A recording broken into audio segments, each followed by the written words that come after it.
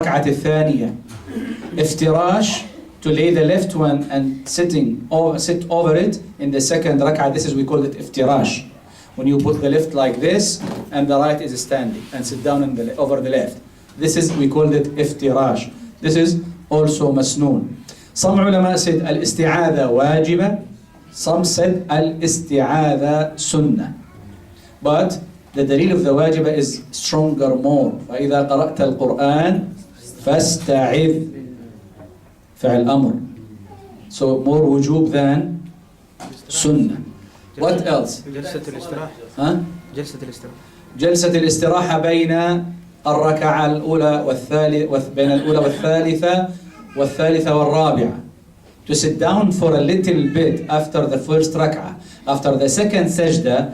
It's not masnoon when the sheikh say Allahu Akbar to raise up your head and stand up directly. The sunnah is when the sheikh say Allahu Akbar after the second sajda to sit down for 2 seconds or 3 seconds, then Allahu Akbar standing. Some people leave the sunnah. And by the way, maybe I told you, one of the mashayikh, one of the people, he ignored the sunnah of the salah. So he prayed in one of the masajid with the imam alone. They are just both of them. So the imam was applying the sunnah, mashallah mutasannin min ahl salaf. So this guy, the imam in the first rak'ah, after the second sajda, he said Allahu Akbar. So that person was devoted. This is the first. So once the imam said Allahu Akbar, what happened to the ma'moom, the brother? He got up directly. But the imam sat down for istirah. So the ma'moom sat down again. So the imam get up. So the ma'moom followed him. So he was messed. He was messed up. But because they ignore the sunnah. The sunnah is when you raise your head from the second, after the second sajda, in the first rak'ah or the third rak'ah, to sit for little bit. This is sunnah. ما فيهاش خلاف. طيب خلاص. نغطي تحت اللحاف. طيب. What else? تطيب. Yes, أحسنت. So وضع اليد اليمنى على اليسرى, this is sunnah. To put the right hand over the left, this is sunnah. And to put them on the chest, this is another sunnah. Is that clear إن شاء الله تعالى؟ طيب نكتفي إن شاء الله. We'll stop. نكتفي بهذا القدر. جزاكم الله خير وبارك فيكم. سبحانك اللهم وبحمدك نشهد أن لا إله إلا أنت نستغفرك ونتوب إليك. The first question here, and we will take other questions إن شاء الله تعالى. The first question, and before leaving I need something from you, so don't leave. And those who are speaking, $20 for each one who was speaking during the lecture. Okay? If we forget which rak'ah we are on, can we just start our salah completely over again? No. If you forgot the number of the rak'at, let us say I prayed rak'ah and the second rak'ah, then I said, is that the third or the second? I'm not sure. Is it the third or the second? So you will always consider the thing that you are certain about it and no doubt, which is the second in this case, right? Because you are doubting the third, but the second you are sure about it. So you will say this is the second. You will bring the third and the fourth before taslim to prostration, sujood al-sahw, and covering your salah. I have a question here, and I received it last week, but I did not answer it because for the benefit. The questioner said, I heard if a person prays Fajr in the masjid and then prays Duha after the sun rises, then this person will receive the reward of the Hajj. The reward of the Hajj is to wipe out all the sins and start fresh, like born again. Okay, does this also apply to women? Even though it is better for them to pray salah at home, in the bedroom even. Or can she pray at home and still receive the same reward of Al-Hajj? Indeed, the ulama regarding this matter, they have two opinions. Some of them, they said, this is in jama'ah in al-masjid, it's not in the house. And some said, like Shaykh ibn Baz rahimahullah ta'ala said, if she does that, she will be considered and she will achieve the same reward. But his student Ibn Uthaymeen said, no, she will not have the same reward. Yes, she will be rewarded. Yes, there is no doubt that she will be rewarded for the tasbih and staying in that place, mentioning Allah Azza wa Jal. Of course, this is when you do not turn yourself away from dhikrillah or the Quran. But if somebody sit down in the masjid, even in the masjid, after Fajr time, and have,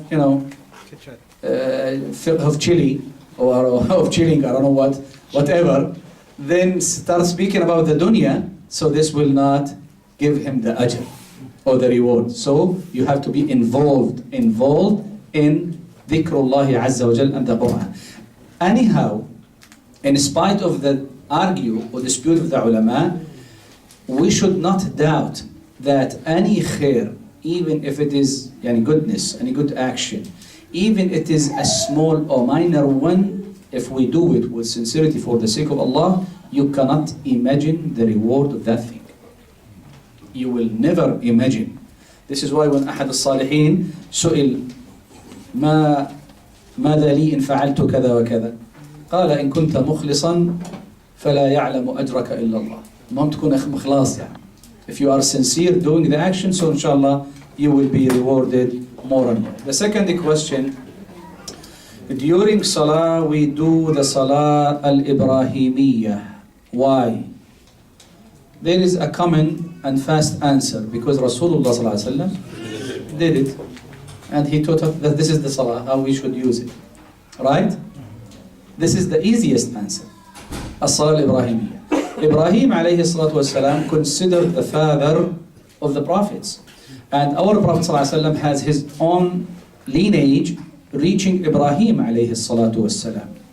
And from Ibrahim, how many prophets they came? Can we count? How many prophets? Some of them mentioned, some of them No, they mentioned the Quran, but hundreds and hundreds and maybe thousands of prophets came. So when you say Allahumma salli ala Muhammad kama sallayta ala Ibrahim, imagine when every and each prophet receive a blessing, then the Prophet ﷺ will receive a blessing in the same number of every and each prophet that was mentioned. So what kind of blessing we are sending to Rasulullah ﷺ? Why are the different numbers of rak'at for the different salat? Why not only have 2 rak'ah or 4? This is a question you should raise it to Allah Azza wa Jalla, not to me, because Allah ordered us to pray like this. So I cannot answer. Why is Asr the middle salah? Allah called it the middle. If you put your hand, the palm, 5 prayers. So you start with, for example, Fajr, Dhuhr, Asr, so it's the middle. If you start this account. So Allah called it as-salatul wusta. Allah called it the middle salah in the Quran. Not Fajr. Yeah, then the new day according to the lunar calendar begins at sunset Maghrib. So would this not be the first Salah, Fajr, and the second? Well, even though if we accept this, and still some ulama differ about it. Some of them, they said the day start after Fajr, the day, but this is the night. Start with Maghrib is the night, not the day. So still Al-Asr is the middle prayer. Even if the ulama said, even Maghrib, Allah called it Al-Asr, called it the middle. So we submit to what Allah Azza wa Jal called. Okay, so this question is clear, alhamdulillah. Is raising the hands to say Allahu Akbar in the 3rd rak'ah correct? Indeed, Rasulullah sallallahu alayhi wasallam, one of the authentic riwayat, كان يرفع مع كل خفض ورفع. He sallallahu alayhi wasallam, one of the riwayat, the narration, he used to raise his hand in every time he goes down or gets up. So if somebody raise his hand even when he get up from sujood and go down to sujood and get down to sujood again, no harm in that. But he should not stick to that. If he do it once, twice, thrice, it's okay to have the reward of the sunnah. But the hadi, the guidance of Rasulullah ﷺ, he used to, which he did not leave, raising the hand in four position. Starting the salah, takbiratul ihram, going to ruku', getting up from ruku', and between the second and the third rak'ah. Yes, go ahead. If a person, for example, is making maghrib and he makes taslim at the second rak'ah and then he's reminded from someone, you missed the third. No. Can he just immediately stand for the third and continue, or should he start over the whole Yes. salah? The sister, did you hear the question, or shall I repeat?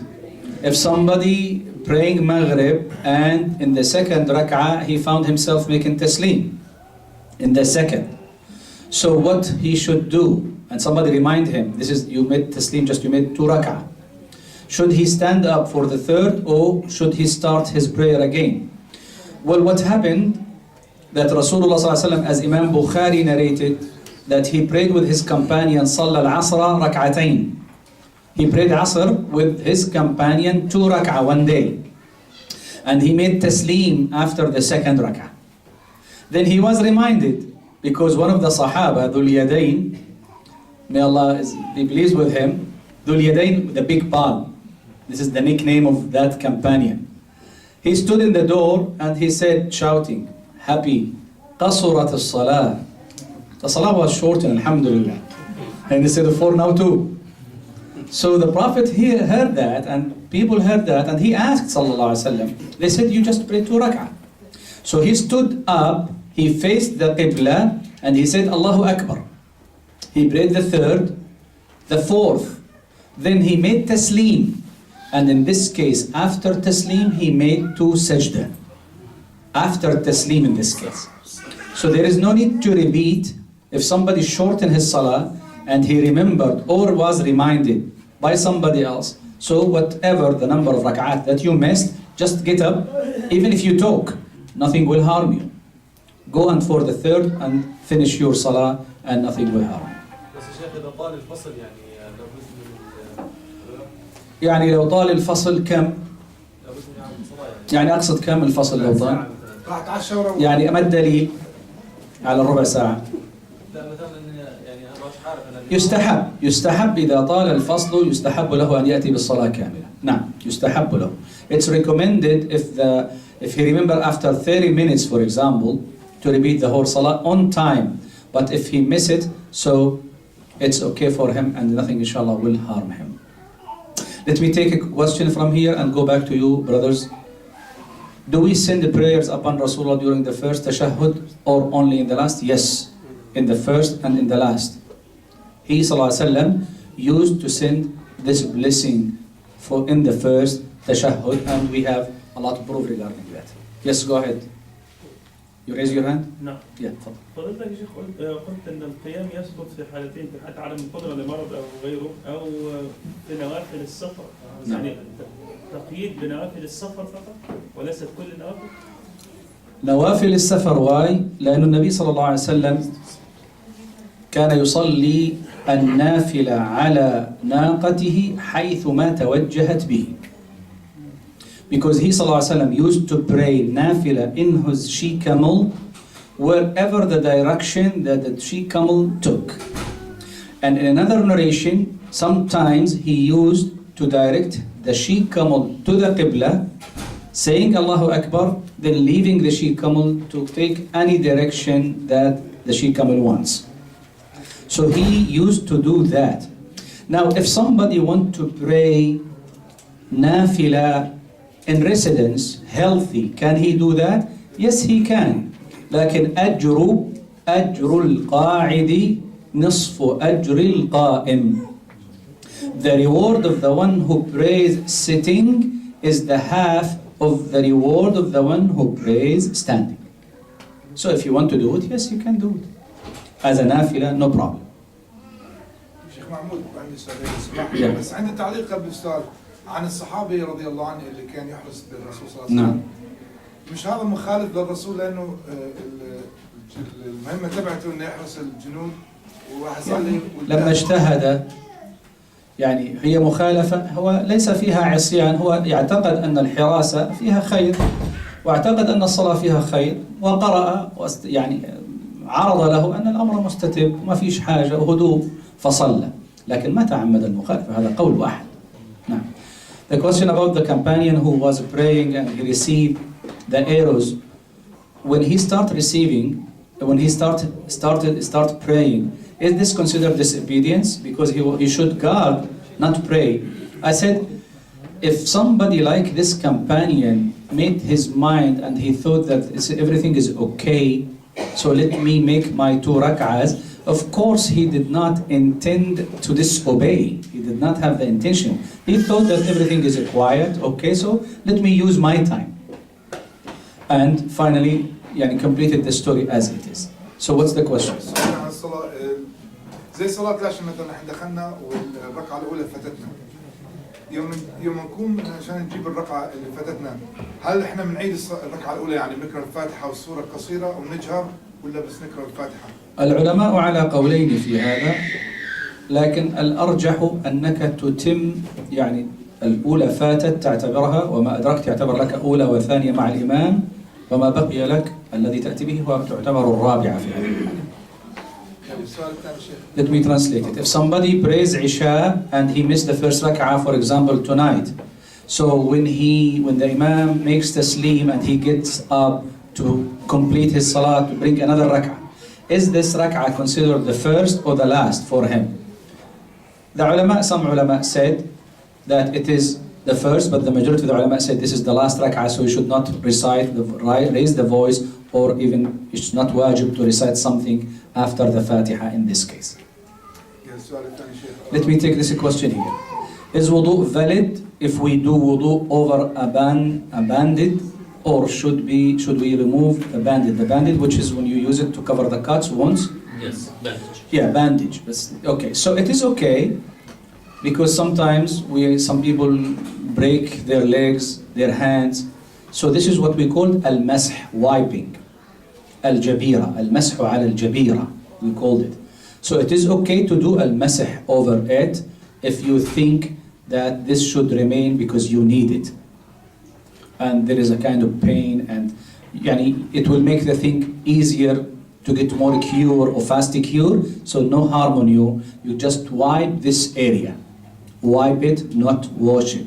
If somebody, example, have something in his hand or legs, some infection, and maybe the water will affect him more and more and make this wound infection worse, still he can cover it and have cover of it and always wipe this area instead of washing that area. There is no harm in that. Go to your second question. نفترض ان الانسان فاتت صلاة المغرب ودخل على المسجد ليصلي والصلاة العشاء بلش صلاة العشاء، هو بخش صلاة العشاء مع الإمام بنية صلاة العشاء ولا بنية صلاة المغرب؟ يصلي المغرب، هذا أولى له، ولو أدرك الإمام في الركعة الأولى يقعد في الثالثة ولا يتابع الإمام حتى ينهي الرابعة ويسلم ثم يسلم معه. If somebody comes to the masjid while the Imam is praying Isha, but he missed his Maghrib, inshallah none of you will miss his Salah, but let us say that happened. He missed his Maghrib and the Imam started Isha. When he entered at-takbir, Allahu Akbar, and he engaged himself with the Isha, with the Imam. So should he have the intention for Maghrib or Isha in this case? In this case, Maghrib is much better to have the order. Maghrib is much better. But what should I do? Because Maghrib is 3 rak'ah and Isha is 4 rak'ah. So in this case, the ulama said, you pray completely with him. When he finished the 3rd rak'ah, after the 2 sajda, remain seated. Remain seated. The Imam will get up, making the 4th, reciting, ruku', sujood, tashahhud, and he say Assalamu alaikum, then you say Assalamu alaikum with him. Then you go for your Isha prayer, inshallah ta'ala. We have a question here. Could you move a bit of the Qibla, if there is no space in the room, you are praying. Of course, the direction of the Qibla, Al-Nabi sallallahu alayhi wa sallam قال ما بين المشرق والمغرب قبلة. No harm in the ummah. Ulama, the majority of the scholars said that the Qibla is between the east and west. All of the area, the space between east and west is considered Qibla. And some ulama said, if we can get the direction exactly of the Qibla, so it's much better to direct the Qibla.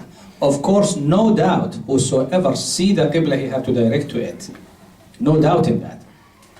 So the majority of the scholars said, between east and west. So if there is a case or something happened that we cannot get that direction exactly, no harm on you. Your salah is sahih, is sound, is valid, without a problem.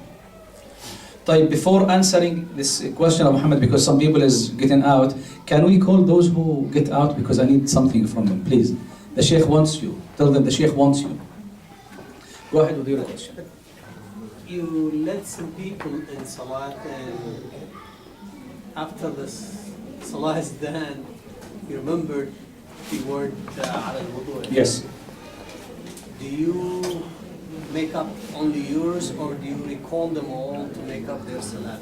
As Imam? Yeah, you are as Imam, and you remember. So if the Imam, so I need just all of you please be seated for 2 minutes, inshallah. Barakallah fikum. If the Imam prays with the people, let us listen, barakallah fikum.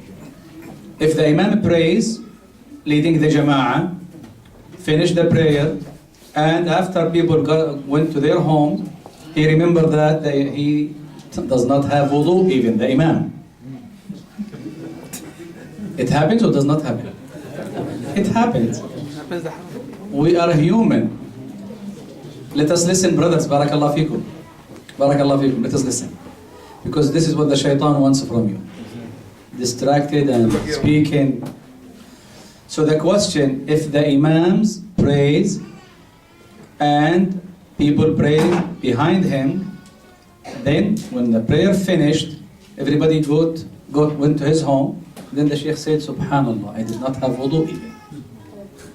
So the Jumhur al-Fuqaha, no harm on them, because they have their own wudu and they perform their salah. The mutabi'ah, following the imam, maybe it will miss something, but nothing will harm them. So what is the wajib on the imam? To make his wudu and to pray. That's the only thing. But there is no need to say to others, even Hanafi, sometimes they said yes, the Ahnaf fiqh, if the imam has no wudu, so the whole salah of everybody is not valid. So imagine if somebody prays behind you and you never met him in your life. So what can we do now? If you say this opinion, you have to pay yourself for it. So no, the majority said it's okay. So okay, ها؟ موجودين وين؟ طيب احنا بارك الله فيكم. Before continue answering the question, we have just 5 minutes more. Here, alhamdulillah, coming here to this center has some cost. Weekly cost. It's like $300. So if we can help each other to do this, inshallah ta'ala, if we can find 5 brothers or 4 brothers to take the whole, every one of them will cover a week, it will be great, and may Allah reward every one of you. 300 a week?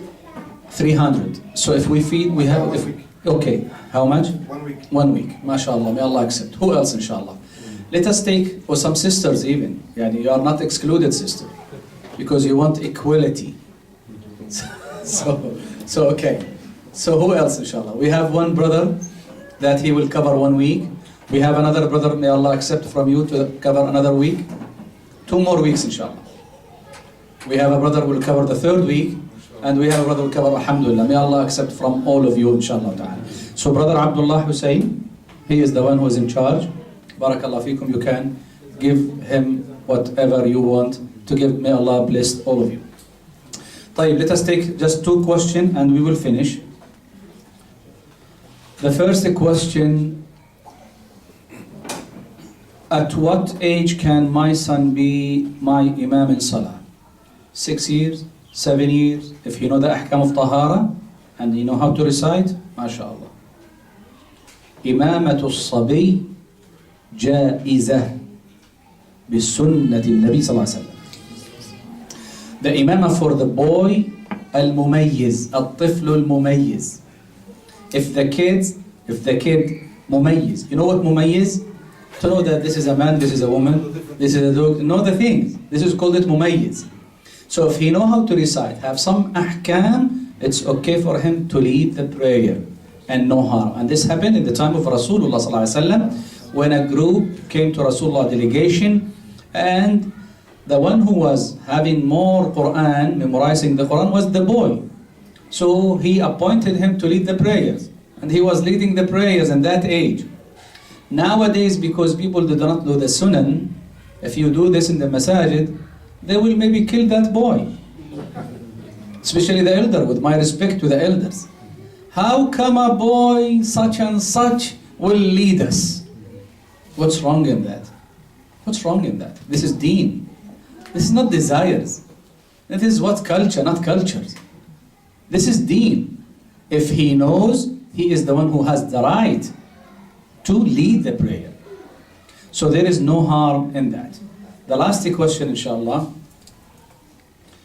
After praying the 2 rak'ah for the rain, which is istisqa, is it sunnah to wear your clothes backward if there are any hadith? Of course, this is masnoon, and this is hadith of Rasulullah sallallahu alaihi wasallam in the authentic hadith by Bukhari and others, that when he prayed Salatul Istisqa, he prayed 2 rak'ah exactly like Salatul Eid.